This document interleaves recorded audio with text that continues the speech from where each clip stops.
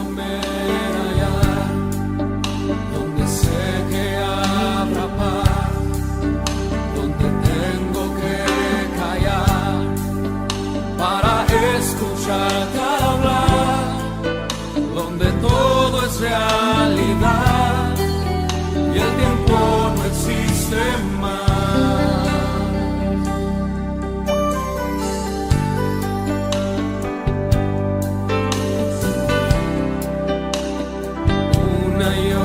Otra vez al estar yo junto a ti, no me puedo contener cuando me miras así. Ya no hay nada que decir, eres todo para mí. Jesús, mi fiel amigo. Jesús, mi fiel amigo,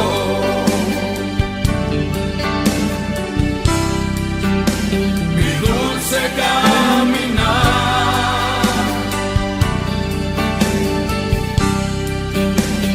Quédate conmigo, no quiero volver atrás, no quiero volver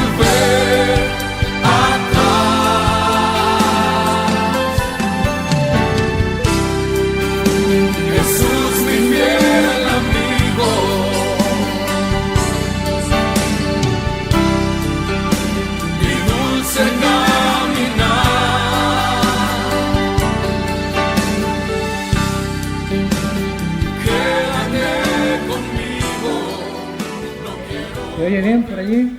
Se oye bien, ¿verdad? Bueno, pues gloria a Dios. Pues estamos para compartir una noche más de la palabra de Dios. Me estaba acordando de lo importante que es la oración, hermanos. Antes de estar aquí, pues los que predicamos de alguna forma, que compartimos la palabra con el Señor, tenemos que orar. Dedicar mucho tiempo a la oración, a la preparación, al estudio. No es fácil, hermanos, no es fácil. Pero el Señor no nos dijo que iba a ser fácil servirle, ¿verdad? Al contrario, requiere un esfuerzo. Es importante la oración, hermanos. Gracias a la Iglesia por orar por los que compartimos también. Decía un pastor, le preguntaban cuál es el secreto de la oración. Y el pastor le contestó, el secreto de la oración es la oración en el secreto. La oración en el secreto. Y es verdad, ¿verdad, hermanos? Tenemos que seguir orando. Hablábamos al principio que una hermana me comentaba eso, lo contento y lo gozosos que estamos de ver que los lunes de oración cada vez vienen más personas, vienen más hermanos, vienen personas nuevas también. Tenemos que seguir orando para que Dios siga trayendo a su iglesia a más personas para que puedan conocerlo y puedan recibir también la salvación.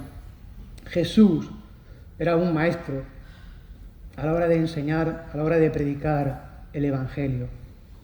Jesús, el Hijo de Dios, Jesús, el Hijo del Hombre, Jesús le llamaban Raboni, le llamaban Rabí, le llamaban maestro de la palabra de Dios. Podemos aprender mucho de cómo enseñaba Jesús. Y es lo que vamos a hacer esta noche a través del Evangelio de Juan. Vamos a considerar juntos, por la misericordia y la gracia de Dios, el capítulo 4 del Evangelio de Juan. Parte del capítulo, porque el capítulo es muy extenso, entonces vamos a considerar hasta donde nos dé tiempo. La próxima vez pues seguiremos hablando de este precioso capítulo. Decirle, Señor, esta noche, Señor, enséñame algo nuevo de este relato, de esta historia de la samaritana. Señor, enséñame algo nuevo. Señor, habla a mi vida, toca mi vida.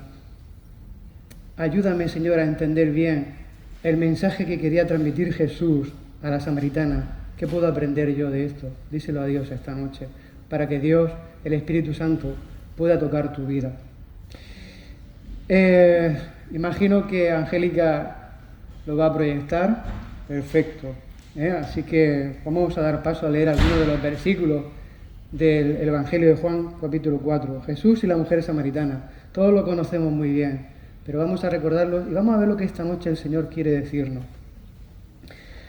Cuando pues el Señor entendió que los fariseos habían oído decir Jesús hace y bautiza más discípulos que Juan, aunque Jesús no bautizaba sino sus discípulos, salió de Judea y se fue otra vez a Galilea. Y le era necesario pasar por Samaria. Vino pues a una ciudad de Samaria llamada Sicar, junto a la heredad que Jacob dio a su hijo José. Y estaba allí el pozo de Jacob. Y entonces Jesús, cansado del camino, se sentó así junto al pozo. Y era como la hora sexta. Y vino una mujer de Samaria a sacar agua. Y Jesús le dijo: «Dame de beber». Pues sus discípulos habían ido a la ciudad a comprar de comer. La mujer samaritana le dijo: «¿Cómo tú, siendo judío, me pides a mí de beber, que soy mujer samaritana?» Porque los judíos y samaritanos no se tratan entre sí. Y respondió Jesús y le dijo: «Si conocieras el don de Dios y quién es el que te dice, dame de beber, tú le pedirías y él te daría agua viva». Y la mujer le dijo: «Señor, no tienes con qué sacarla, el pozo es hondo, ¿de dónde pues tienes el agua viva? ¿Acaso eres tú mayor que nuestro padre Jacob, que nos dio este pozo, del cual bebieron él, sus hijos y sus ganados?» Y respondió Jesús y le dijo: «Cualquiera que bebiere de esta agua volverá a tener sed, mas el que bebiere del agua que yo le daré no tendrá sed jamás, sino que el agua que yo le daré será en él una fuente de agua que salte para vida eterna». Y la mujer le dijo: «Señor, dame de esa agua, para que no tenga yo sed, ni venga aquí a sacarla». Vamos a leer hasta aquí. Que el Señor bendiga esta noche su palabra. Fijaos, según hemos leído al principio, en el capítulo, los primeros versículos, los fariseos habían oído que Jesús estaba bautizando más discípulos que Juan y que la popularidad de Juan estaba evidentemente pues menguando. Y eso era lo que pretendía Juan, ¿recordáis? Él decía: «Es necesario que yo mengüe y que él crezca». Quizás habían estos fariseos intentado emplear este hecho para agitar los celos y las divisiones entre los discípulos de Juan y los del Señor. Pues en realidad Jesús mismo no estaba bautizando, como hemos leído, pero sí esos discípulos que eran bautizados estaban llegando a ser discípulos del Señor o seguidores del Señor. Al irse de Judea y dirigirse a Galilea, Jesús quería impedir que los fariseos tuvieran éxito en sus esfuerzos por causar divisiones. Pero fijaos, en el versículo 3 hay algo que también es significativo. Judea era el centro de la región establecida del judaísmo, mientras que Galilea era conocida como una región de gentiles. Así que el Señor Jesús ve el rechazo del cual es objeto él y también su testimonio pues por parte de estos líderes religiosos, de modo que lo que hace es que se vuelve de nuevo a Galilea, se vuelve a los gentiles de nuevo con el mensaje de salvación. Samaria estaba en la ruta más corta para ir de Judea a Galilea. Pero ¿qué ocurría? Que pocos judíos tomaban esa ruta directa. La región de Samaria era tan menospreciada por los judíos que a menudo tomaban una ruta, fijaos, mucho más larga para ir al norte de Galilea. Así consideraban a los samaritanos. Así, cuando se dice que Jesús tenía que pasar por Samaria, no se trata tanto de que se hubiera forzado a hacerlo por tener en cuenta las consideraciones geográficas, como por el hecho de que había, fijaos, un alma necesitada en Samaria a la cual quería ayudar. Así, entrando en Samaria, versículo 5, el Señor Jesús llegó a un pueblecito llamado Sicar, y no lejos de aquel pueblo había una heredad que Jacob había dado a su hijo José. Génesis 48, 22. Y al pasar Jesús por ese territorio, pues seguramente que se le vendrían a su mente todas las escenas pasadas. Seguramente que Jesús como protagonista también de esos hechos, puesto que Jesús del Nuevo Testamento es el Jehová del Nuevo Testamento, había sido partícipe también, junto con los siervos de Dios, Abraham, Isaac, Jacob, José, de todas esas historias, ¿no? Así que seguro que cuando pasaba Jesús por ahí, pues se le venían todos esos recuerdos a su mente, es probable. Así estaba allí en el pozo de Jacob. Fijaos, el pozo de Jacob aún todavía puede llegar a ser visto por los visitantes. Dice que es uno de los lugares donde realmente puede ser identificado como en la actualidad como de forma segura que es realmente el pozo de Jacob, no como lo que ocurre con algunos hallazgos de donde se encontraban diferentes ciudades, diferentes a lo mejor enterramientos de siervos de Dios que se suponía que estaban aquí, que estaban allí. No, si tú vas a Israel puede ser fácilmente identificable dónde se encontraba el pozo de Jacob.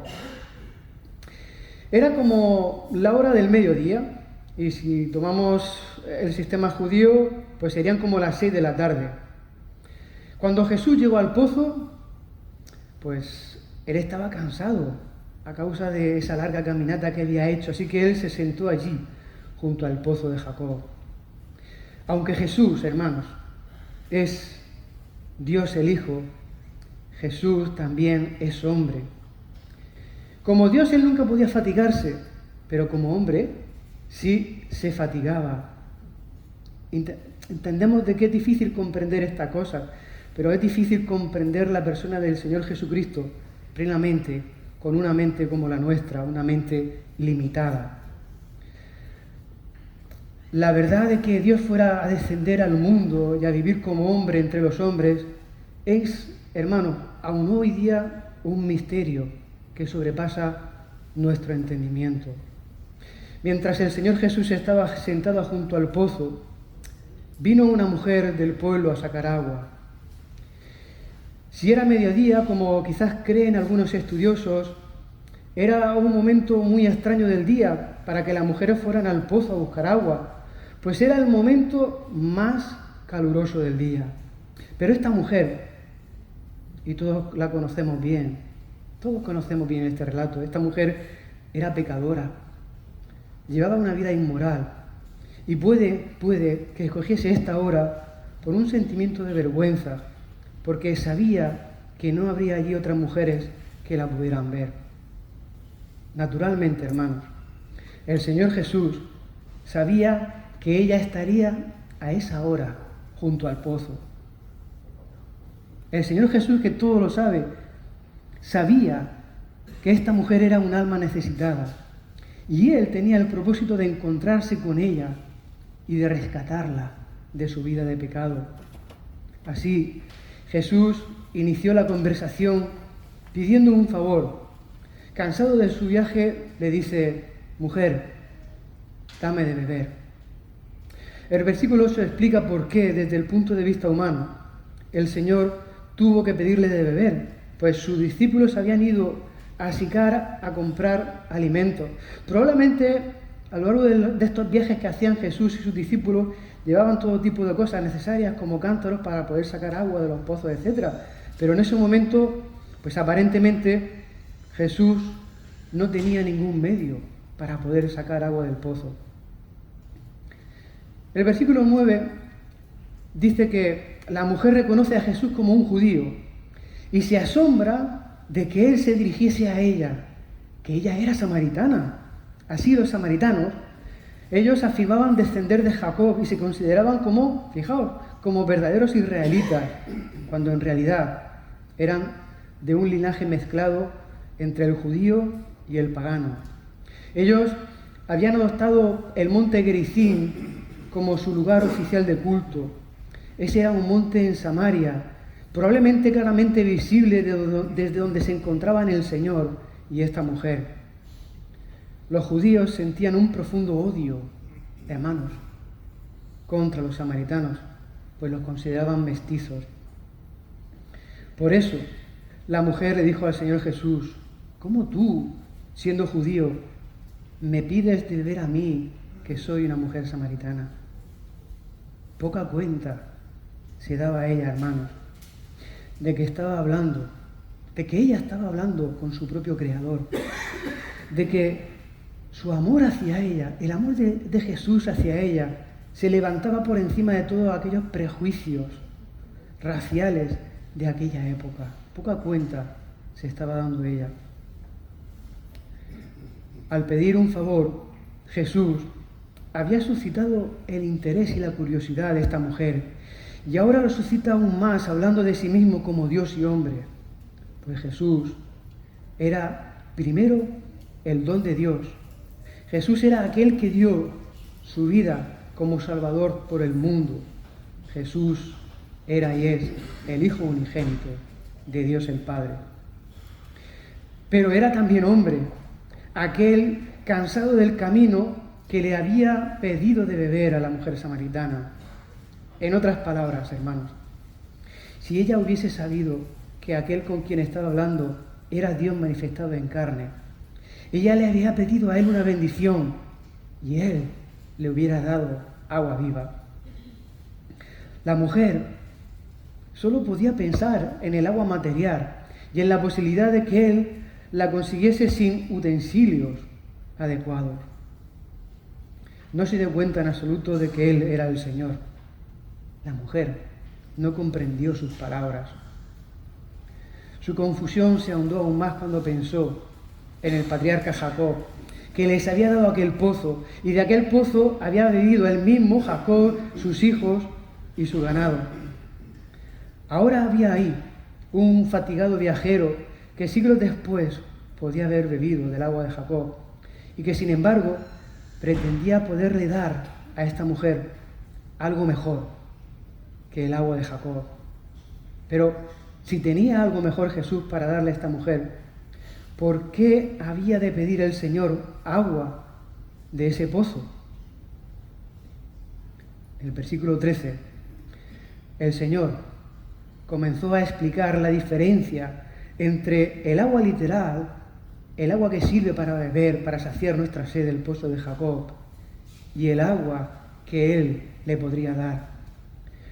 Todo el que bebiese de esta agua del pozo de Jacob volvería a tener sed. Esto, sin duda alguna, que lo podía entender la mujer samaritana. Ella había estado acudiendo día tras día a sacar agua del pozo, pero la necesidad nunca quedaba totalmente satisfecha. Y así sucede, hermano, hermana, con todos los pozos de este mundo. Los hombres buscan placer, satisfacción en las cosas terrenales, pero estas cosas que ofrece el mundo no pueden dar satisfacción al corazón del hombre. Como dijo San Agustín en sus confesiones, él dijo: oh Señor, tú nos has hecho para ti mismo, y nosotros o nuestros corazones no hayan reposo hasta que no reposan en ti. Qué verdad más grande, ¿verdad? El agua que Jesús da, satisface de verdad. Y todo el que bebe del agua, de las bendiciones y de la misericordia que Cristo da, no tendrá sed jamás. Y no solo sus beneficios van a llenar nuestros corazones, sino que también van a rebosar.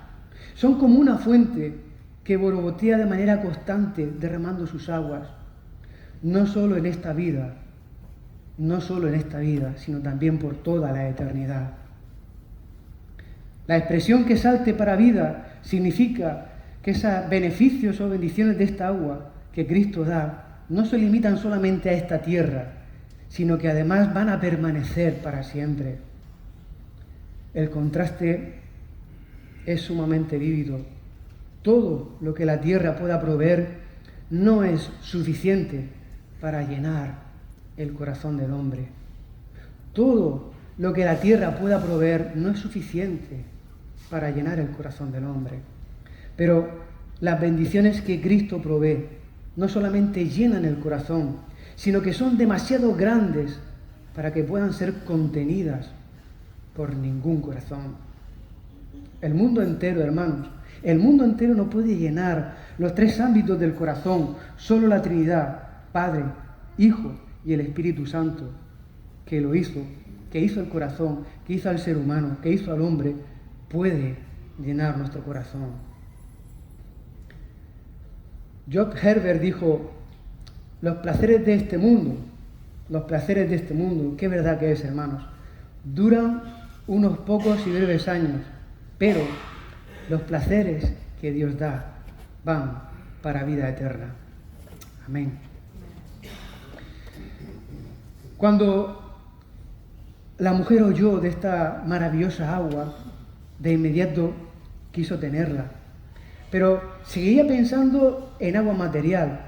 No quería tener que venir al pozo cada día para sacar agua y llevarla a casa sobre su cabeza, pues seguramente que ese cántaro debería de pesar. Imaginaos todos los días yendo al pozo a sacar agua. Antes no había las instalaciones de agua como tenemos nosotros en nuestras casas, ¿verdad? Pero ella no se daba cuenta de que el agua del que le había estado hablando Jesús era un agua espiritual. Que Jesús se estaba refiriendo a todas las bendiciones que vienen al alma del hombre, que vienen al alma de la mujer mediante la fe en Él. Vamos a seguir leyendo, hermanos. Jesús, el versículo 16, le dijo, ve, llama a tu marido y ven acá. Y respondió la mujer y dijo, no tengo marido. Y Jesús le dijo, bien has dicho, no tengo marido, porque 5 maridos has tenido, y el que ahora tienes no es tu marido, y esto has dicho con verdad. Le dijo la mujer, Señor, me parece que tú eres profeta. Nuestros padres adoraron en este monte, y vosotros decís que en Jerusalén es el lugar donde se debe adorar. Jesús le dijo, mujer, créeme, que la hora viene cuando ni en este monte ni en Jerusalén adoraréis al Padre. Vosotros adoráis lo que no sabéis, nosotros adoramos lo que sabemos, porque la salvación viene de los judíos. Mas la hora viene, y ahora es, cuando los verdaderos adoradores adorarán al Padre en espíritu y en verdad, porque también el Padre tales adoradores busca que le adoren. Dios es espíritu, y los que le adoran en espíritu y en verdad es necesario que le adoren. Le dijo la mujer, sé que debe venir el Mesías, llamado el Cristo. Cuando Él venga, nos declarará todas las cosas. Y Jesús le dijo, yo soy el que habla contigo. En esto vinieron sus discípulos y se maravillaron de que hablaba con una mujer. Sin embargo, ninguno dijo, ¿qué preguntas? ¿O qué hablas con ella? Entonces la mujer dejó su cántaro y se fue a la ciudad y dijo a los hombres, venid y ved a un hombre que me ha dicho todo cuanto he hecho. ¿No será este el Cristo? Entonces salieron de la ciudad y vinieron a él. Continuamos, hermanos, también en base a la lectura que acabamos de leer. Fijaos en el versículo 16, en este punto hay un brusco cambio en la conversación. Ella acaba de pedir el agua y el Señor Jesús le dijo que fuese y llamase a su marido. ¿Por qué? Pues porque antes que la mujer pudiera ser salva, tendría que reconocerse como pecadora. Tendría que acudir a Cristo sinceramente, confesando su culpa. Así el Señor Jesús lo sabía todo acerca de su vida, y Él quería conducirla paso a paso para que ella lo reconociese por sí misma. Únicamente los que se saben perdidos pueden ser salvados. O dicho de otra forma, únicamente los que se reconocen que están perdidos pueden ser salvados. Todos los hombres, hermanos, todos los hombres están perdidos, como estábamos nosotros también. Pero no todos los hombres están dispuestos a admitirlo. Antes de ganar almas para Cristo, hermanos, o al intentar ganar almas para Cristo, nunca hemos de evitar la cuestión del pecado han de ser llevados a afrontar el hecho de que como nosotros, ellos están muertos en sus delitos y pecados, y de que necesitan un Salvador, y de que no pueden salvarse por sí mismos, que es Jesús el Salvador que necesitan, y que Él los salvará si se arrepienten de sus pecados y confían en Él. Al principio, la mujer intentó cubrir la verdad sin mentir. Dijo, no tengo marido. Quizá en un sentido estricto legal su declaración era cierta, pero quería negar el hecho condenable de que estaba viviendo en pecado con un hombre que no era su marido. Así, el Señor Jesús, como Dios, pues sabía todo acerca de esto. Por ella le dijo, bien has dicho, no tengo marido. Aunque pudiese engañar a su prójimo, a sus semejantes, no podía engañar a este hombre. No podía engañar a Jesús, pues Él sabía todo acerca de ella. El versículo 18 es muy interesante, y es que el Señor nunca empleó el completo conocimiento de todas las cosas para denunciar o avergonzar innecesariamente a nadie. Pero sí lo empleó como aquí. ¿Para qué? Para liberar a una persona de la esclavitud del pecado. Cuán sobresaltada quizás debiera de haberse sentido esta mujer al oír de parte de Jesús decirle toda su vida, toda su historia, ¿verdad? Ella había tenido 5 maridos y el hombre con el que ahora vivía no era su marido. Algunos hermanos enseñan que los 5 anteriores maridos de esta mujer o bien habían muerto, o bien la habían dejado, o que no había nada pecaminoso en su relación con ellos. Bueno, sea cierto esto o no, sea cierto o no, está claro por la última parte de este versículo que esta mujer era adúltera. Dice Jesús, el que tienes ahora no es marido tuyo. Este es el tema importante. Esta mujer era pecadora y hasta que no estuviese dispuesta a reconocerlo, el Señor no podía bendecirla con el agua de vida. Cuando su vida quedó así, abierta delante de ella, la mujer se dio cuenta de que aquel estaba hablando, de que el que estaba hablando con ella no era una persona común y corriente, pero todavía no se había dado cuenta de que era Dios mismo encarnado en un hombre.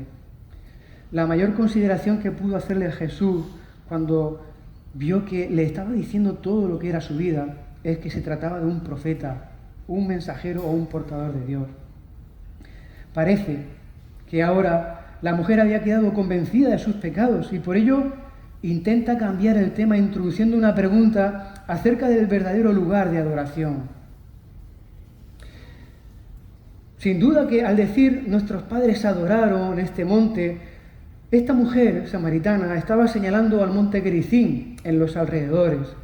Y luego le recordó a Jesús, tal vez innecesariamente, que los judíos, dice vosotros los judíos, afirmáis que es en Jerusalén el lugar donde se debe adorar. Jesús no evita su comentario, pero sí hace magistralmente algo, y es que lo emplea para impartir una verdad espiritual. Le dijo que estaba llegando la hora en que ni en este monte, en Gerizim, ni en Jerusalén, sería el lugar donde adorar.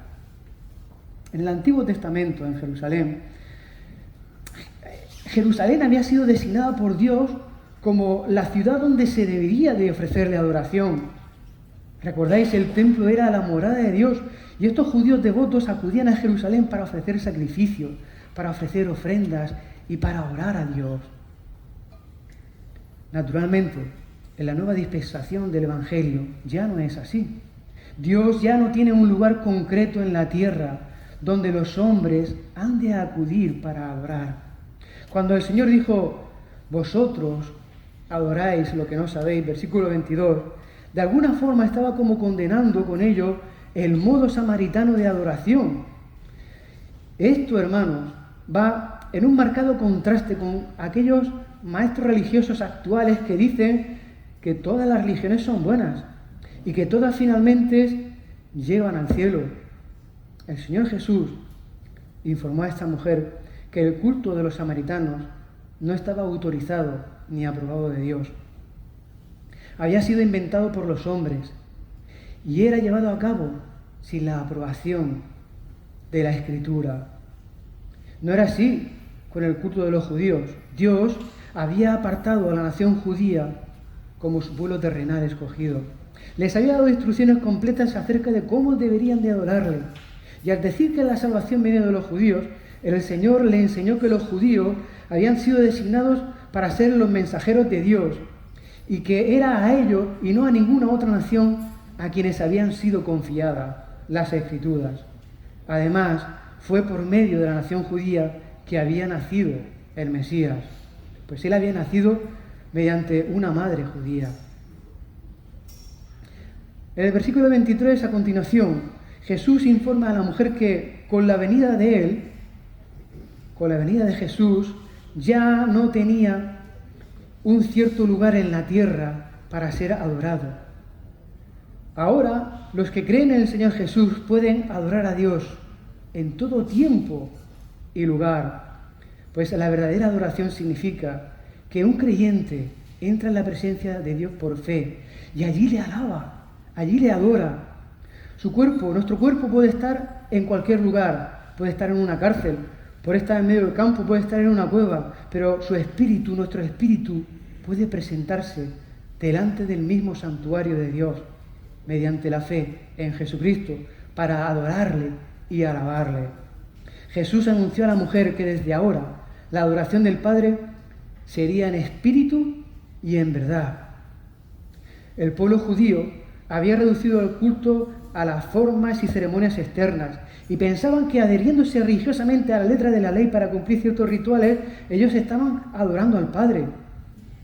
Pero el de ellos no era un culto en el espíritu, era un culto externo, no era un culto interior en el espíritu. Sus cuerpos podían estar inclinados en el suelo, pero sus corazones a lo mejor no eran rectos para con Dios. Los samaritanos, en cambio, tenían una forma de culto que no era verdadera, era falsa, pues no tenía una autoridad en la Escritura y habían iniciado ellos mismos su propia religión y estaban cumpliendo ritos que ellos mismos habían inventado. Así, cuando el Señor dijo que la adoración había de ser en el espíritu y en verdad, estaba de alguna forma reprendiendo tanto a los judíos como a los samaritanos. Pero también les estaba informando de que, como ahora Él ya había venido, era posible acercarse a Dios por medio de Él, por medio de Jesús, en una adoración sincera y en una adoración verdadera. Porque, como hemos leído, el Padre busca a tales adoradores que le adoren. Y es que, hermano, hermana, no es cosa de poca importancia. Dios está muy interesado en la adoración de su pueblo. Dios es espíritu. Es una definición del ser de Dios. Él no es un mero hombre sujeto a errores y a limitaciones, y tampoco está limitado a un lugar en cada ocasión. El Señor es una persona invisible que está presente en todas partes al mismo tiempo, que es omnisciente y es todopoderoso. Por ello, los que le adoran, es necesario que le adoremos en espíritu y en verdad. No ha de darse el pensamiento de que cumpliendo una serie de rituales podemos llegar a adorar o a servir a Dios como a Él le agrada. Dios se complace en aquellos que le buscan en espíritu y en verdad. Al escuchar la mujer samaritana, versículo 25, al Señor, esto le hizo pensar en el Mesías que había de venir. El Espíritu Santo de Dios había agitado dentro de ella un deseo de que viniese el Mesías. Así ella expresó la confianza de que cuando el Mesías viniera, declararía todas las cosas. Y con esa declaración, esta mujer demostró una comprensión clarísima de uno de los grandes propósitos de la venida de Cristo. Ella expresó la confianza de que cuando Él viniese, declararía todas estas cosas. Fijaos, la expresión Mesías, llamado el Cristo, es simplemente una explicación que da de las dos palabras. Significan lo mismo. Mesías es la palabra hebrea para el ungido de Dios y Cristo es el equivalente griego. Jesús le dijo en el 26, tremendas palabras: yo soy el que te está hablando. Hermano, hermana, hay un profundo significado en estas palabras empleadas por el Señor Jesús. Al utilizar estas palabras, yo soy, empleó uno de los nombres con los que Dios se había designado a sí mismo en el Antiguo Testamento. Dice en efecto, yo soy, te está hablando. O en otras palabras, Jehová es quien te está hablando. Le estaba anunciando la portentosa realidad de que aquel que estaba hablando con ella era el Mesías, que tanto ella había esperado, y que era también el mismo Dios, el Jehová del Antiguo Testamento y el Jesús del Nuevo Testamento. Cuando los discípulos volvieron de Sicar, encontraron a Jesús hablando con esta mujer y se sintieron sorprendidos de que estuviera hablando con ella, porque era una mujer samaritana. También es posible que pudiesen percibir que era una mujer pecadora, no lo sabemos, pudiera ser. Sin embargo, ninguno le preguntó al Señor qué quería aquella mujer, ni qué estaba hablando con ella. Entonces, ¿qué hizo la mujer, hermanos?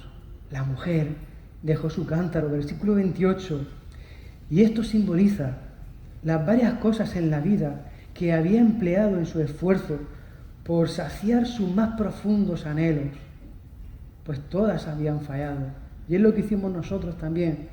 Dejamos nuestro cántaro, dejamos todo aquello que utilizamos para buscar a Dios o para satisfacer ese deseo espiritual, ese anhelo espiritual que tenemos cada ser humano dentro de nosotros. Dejamos nuestro cántaro. ¿Y qué hizo la mujer? ¿Qué hizo la mujer? Pues ella ahora había encontrado al Señor Jesús y ya no tenía más necesidad de aquellas cosas que antes habían tenido tanta importancia en su vida. Es como dice un escrito: las rotas cisternas, un escrito antiguo, por eso algunas palabras parece que no tienen mucho significado o sentido, pero veréis que sí.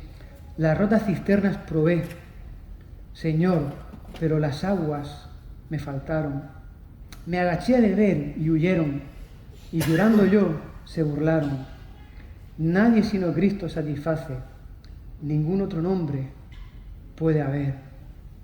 En ti el amor, la vida y el eterno gozo se hallan en Cristo y solo en ti. Amén. Esta mujer no solamente dejó su cántaro, sino que además fue a la ciudad. Siempre, hermano, que una persona es salvada, él o ella comienza de inmediato a pensar en otros que necesitan también el agua de vida. J. Hudson Taylor dijo, muy interesante también, algunos tienen celo por ser sucesores de apóstoles. Dice, yo más bien quería ser un sucesor de la mujer samaritana, que mientras ellos se ocupaban de la comida, se olvidó de su cántaro en su celo por las almas. El testimonio de la mujer fue un testimonio sencillo, pero eficaz, pues invitó a todos los vecinos del pueblo con estas palabras: venid, ved a un hombre que me ha dicho todo cuanto he hecho. También despertó en sus corazones la posibilidad de que aquel hombre pudiera ser el Mesías. Para ella había pocas dudas, porque el mismo Señor ya se había presentado a ella como el Cristo. Pero ella suscitó la pregunta en sus mentes, en la mente de estas personas, de modo que pudiesen acudir a Jesús y descubrirlo por sí mismos. Qué conmoción debió sentir aquella gente al verla presentarse ahora en lugares públicos, ya sin miedo, sin vergüenza, dando testimonio del Señor Jesucristo. Y es que, para concluir, el testimonio de la mujer, hermanos, fue eficaz. La gente del pueblo salió de sus casas y de su trabajo y emprendió el camino para encontrar a Jesús. Amén, aleluya. Si queréis saber más, en próximas semanas continuaremos el relato. Que el Señor os bendiga mucho.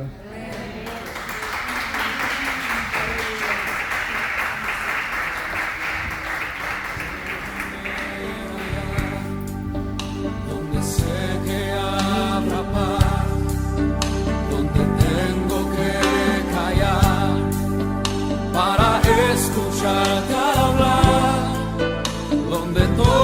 realidad y el tiempo no existe más.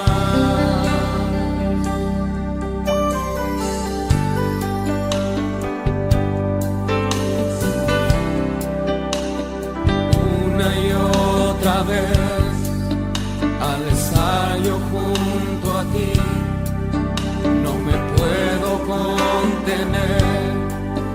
Cuando me miras así, ya no hay nada que decir. Eres todo para mí.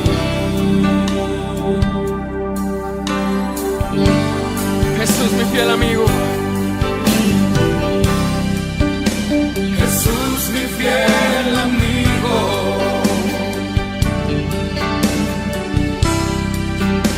Mi dulce caminar.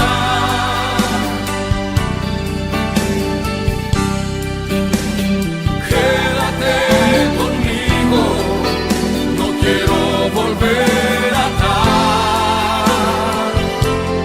No quiero volver atrás.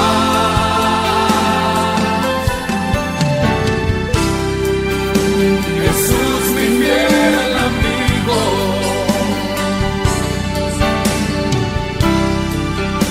Mi dulce caminar.